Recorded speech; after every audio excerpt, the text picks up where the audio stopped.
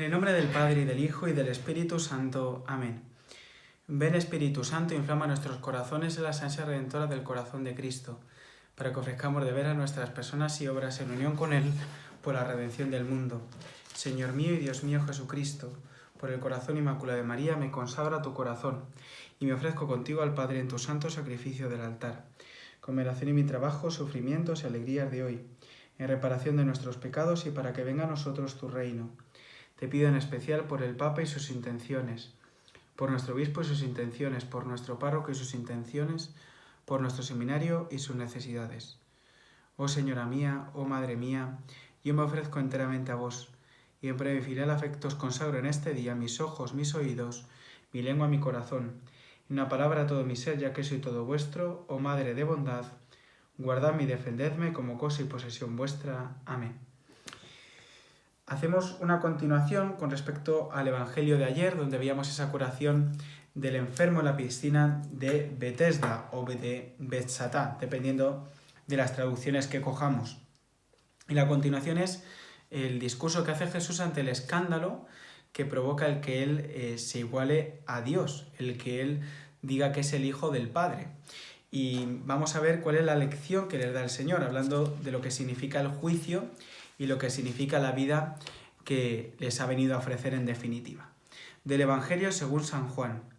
Pero Jesús les replicó: Mi Padre sigue trabajando y yo también trabajo. Por eso los judíos trataban con mayor empeño de matarle, porque no solo quebrantaba el sábado, sino que llamaba a Dios su propio Padre, haciéndose a sí mismo igual a Dios.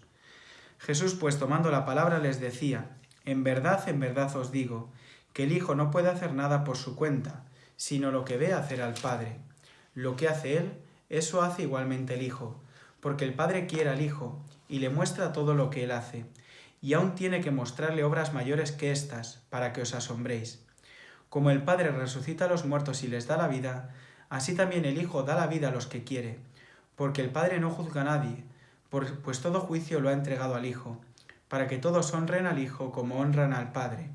El que no honra al Hijo, no honra al Padre que lo ha enviado. En verdad os digo, que el que escucha mi palabra y cree en el que me ha enviado, tiene vida eterna, y no incurre en juicio, pues ha pasado de la muerte a la vida. En verdad os digo que llega la hora, ya estamos en ella, en que los muertos oirán la voz del Hijo de Dios, y los que la oigan vivirán. Porque lo mismo que el Padre tiene vida en sí mismo, así también ha concedido al Hijo tener vida en sí mismo, y le ha dado poder para juzgar, porque es Hijo del hombre. No os extrañéis de esto, llega la hora en que todos los que estén en los sepulcros oirán su voz, y los que hayan hecho el bien saldrán para una resurrección de vida, y los que hayan hecho el mal para una resurrección de juicio. Nada puedo hacer yo por mi cuenta, juzgo según lo que oigo, y mi juicio es justo, porque no busco mi voluntad, sino la de aquel que me ha enviado. Bueno, un evangelio un poco largo, pero donde el trasfondo está en este igualarse Jesús a Dios, reclamar para sí la misma autoridad divina. Recordáis que en el comentario de ayer hacíamos referencia al Sabbat, a esa obligación sagrada para los judíos, y cómo Jesús obliga, de alguna manera, manda a un judío quebrantar esa norma, llevando la camilla. Entonces este es el origen de la discusión, de la diatriba que se presenta. Los judíos trataban con mayor empeño de matarle, porque no solo quebrantaba el sábado, o sea, el problema no está, como decíamos ayer, en que Jesús ha roto una regla, sino que se llama a Dios su propio Padre y se hace a sí mismo igual a Dios. Porque no es como en el Antiguo Testamento dirá Jesús, ya vienen las Escrituras, somos hijos de Dios, sino que Él es hijo por naturaleza. Y los judíos están comprendiendo lo que Jesús quiere decir, le están entendiendo perfectamente. De ahí el escándalo. Entonces Jesús empieza a hacer un gran discurso, una serie de palabras sobre lo que significa la voluntad del Padre, sobre lo que significa el juicio y lo que significa la resurrección. En definitiva, ¿cuál es la voluntad del Padre? Que todos los hombres se salven y que lleguen al conocimiento de la verdad. Pero para que todo hombre se salve, tiene que pasar de la muerte a la vida.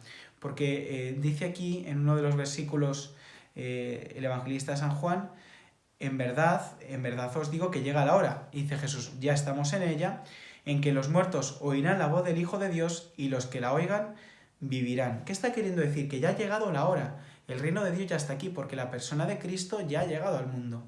Por tanto, todos los muertos, se entiende aquí muertos espirituales, muertos en su alma porque están en pecado y el pecado le lleva al sufrimiento y el sufrimiento le lleva a la muerte, en definitiva, todos aquellos, si escuchan verdaderamente la voz del Hijo de Dios, tendrán vida en sí mismos. Pero hace falta una cosa, oír la voz de aquel que el Padre ha enviado.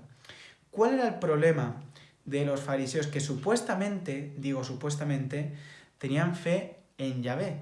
Sin embargo, no creen en aquel que ha enviado el Señor. No creen en aquel que ha enviado el Padre. Y por eso habla de las obras que ha hecho, habla de que Él no hace las obras sin el Padre, que en definitiva Él vive en comunión con el Padre. Esto es precioso porque en definitiva lo que ha venido a hacer Cristo es introducirnos en esa comunión que no solamente entre el Padre y el Hijo, sino que también es con el Espíritu Santo, en esa comunión intratrinitaria. Posteriormente en el Evangelio de San Juan nos encontraremos con esa parte donde dice el Señor que el Padre y yo vendremos a Él y haremos morada en Él. ¿Por qué? Porque esta es la obra de la salvación. No solamente que Dios sea encarnado, sino que Dios viene a habitar dentro de nosotros, que es el misterio que se dice así en teología, el misterio de la inhabitación, que somos templo del Padre, del Hijo y del Espíritu Santo. Por esto tiene tanto sentido que, por ejemplo, la adoración eucarística sea en una iglesia, no sea en cualquier sitio. Por esto tiene sentido que la procesión del cuerpo sea como algo muy extraordinario. ¿Por qué? Porque cada cristiano es ya templo de Dios. Porque cada cristiano, si vive en la gracia, manifiesta el Señor a aquellos que tienen su entorno. Manifiesta a Dios a aquellos que conviven con Él. Por eso, si cogiésemos al Santísimo, lo llevásemos a una sala de cine, lo llevásemos a mi trabajo, no tendría ningún sentido. ¿Por qué? Porque Cristo también ha venido para habitar dentro de nosotros. Y otro detalle que no quiero que se me escape dentro de este comentario del Evangelio es el tema del juicio, la idea del juicio. A veces pensamos que llegaremos al reino de los cielos. Bueno, yo estoy hablando, no sé cómo será, ¿no? Pero que llegaremos ante el Señor y el Señor nos presentará una lista de cosas que hemos hecho mal, una lista de cosas que hemos hecho bien, se ponderarán y ya está. Al final el juicio ya se da en nuestra vida. El juicio está en cada momento que nosotros nos decidimos o por el Señor o contra el Señor. Y como decía el otro día en un comentario, si yo no me decido por el Señor ni contra el Señor, en realidad ya he decidido. Porque la no opción aquí ya es una opción. Y creo que me comprendéis cuando digo esto, porque la acedia espiritual, la pereza, lo que provoca en nosotros es el rechazo de Dios progresivo. Y esto es tremendo, porque al final el juicio no lo hacemos a nosotros mismos. ¿Cuál es el juicio que nos quiere dar Jesucristo? El juicio favorable, el juicio de la salvación. Así lo dice el Evangelio de este día. Sin embargo, somos nosotros los que nos aplicamos ese juicio o lo rechazamos. Y además esto, ¿no? Nada puedo hacer yo por mi cuenta, juzgo según lo que oigo. Y mi juicio es justo porque no busco mi voluntad, sino la de aquel que me ha enviado. Porque este es el juicio justo que quiere dar el Señor, que es el juicio de la salvación.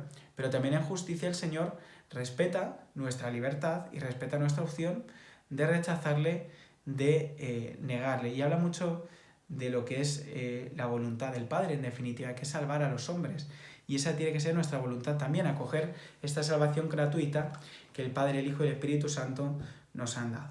Pues nada más, que paséis un feliz día, sobre todo acogiendo esta salvación que el Señor nos ofrece en cada momento de nuestro día, en cada momento de nuestra vida. Gloria al Padre, al Hijo y al Espíritu Santo, como era en el principio, ahora y siempre, por los siglos de los siglos. Amén.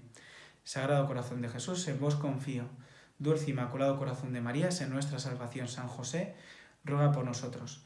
Y la bendición de Dios Todopoderoso, Padre, Hijo y Espíritu Santo, descienda sobre vosotros. Ave María Purísima, sin pecado concebida.